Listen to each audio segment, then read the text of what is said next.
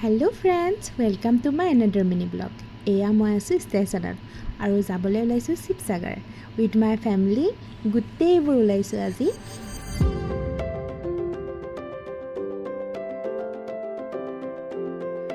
লগতে আমাৰ ভাইটিৰ ফ্ৰেণ্ড ঋষিকেশো আহিছে আমাৰ লগত। আমাৰ ট্ৰেইন আছিল early morning.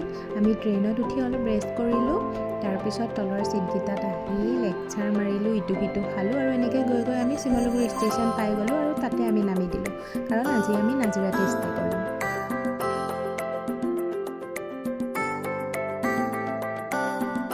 Good morning everyone.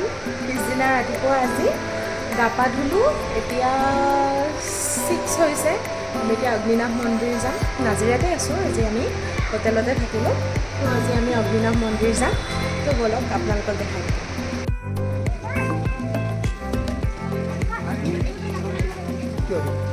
ইয়াৰ পাছতে আমি আহিলোঁ চৰাইদেউ। চৰাইদেউ হৈছে আহোম ৰাজ্যৰ প্ৰথম ৰাজধানী। ইয়াতে পুৰণি ৰজা মহাৰজাসকলৰো সমাধিস্থল আছে। চৰাইদেউ মৈদাম বুলি কোৱা হৈছিলে সেইকাৰণে, আৰু তাতে মৈদাম নাম 1, 2 এনেকৈ ইণ্ডিকেট কৰা আছিলে। আমি এতিয়া কাৰেংঘৰ পাইছোঁহি আৰু ভিতৰলৈকে আপোনালোকক দেখাই আছোঁ।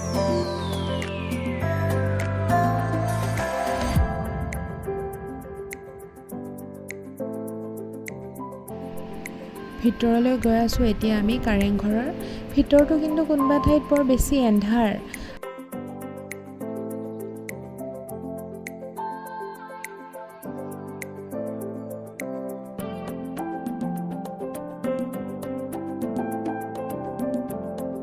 এই কাৰেংঘৰটো হৈছিল আহোম ৰজাসকলৰ ৰাজপ্ৰসাদ।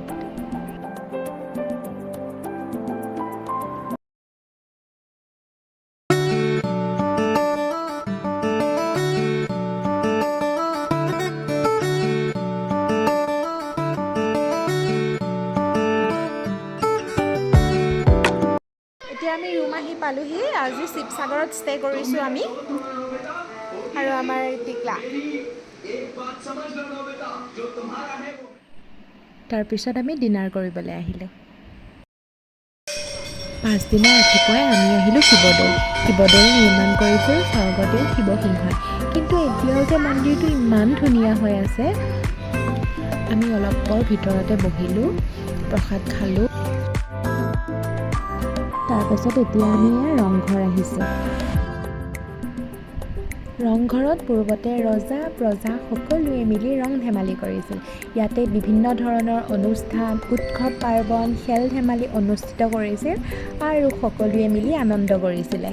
ভিতৰটোত থাকি বৰ বেছি ভাল লাগিলে, কাৰণ ইয়াতে বহুত বতাহ মাৰি থাকে আৰু ভিতৰটো খুব ধুনীয়া ঠাণ্ডা হৈ আছে।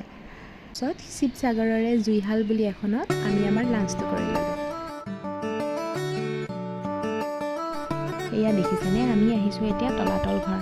তলাতল ঘৰ আহোম ৰাজত্বকালৰ এক গুৰুত্বপূৰ্ণ স্থান।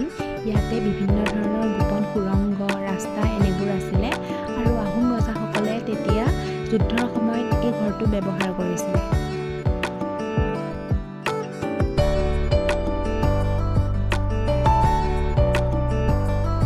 গৰমৰ দিনত আহিছোঁ, বহুত বেছি গৰমো আজি বাৰু। মাজে মাজে আমি অটত ৰখি ইটো সিটো খাইছোঁ আৰু গৰমৰ দিন যিহেতু ঠাণ্ডা বস্তু খাই থাকিবলগীয়া হৈছে। এনেকৈ খাই খাই ধুনীয়াকৈ বস্তুবোৰ চাই চাই আহি আছোঁ আৰু আমি।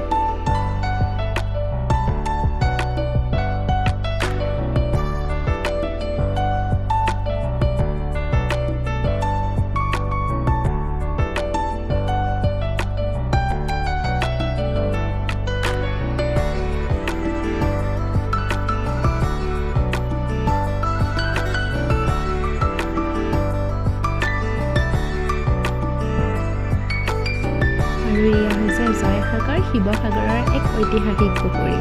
ইমান ধুনীয়া, পাৰটোত ৰখিলোঁ, ইমান ধুনীয়া লাগিলে, একদম পিচফুল, ননষ্টপ বতাহ আহি আছে, খুব ভাল লগা ইয়াৰ পৰিৱেশ।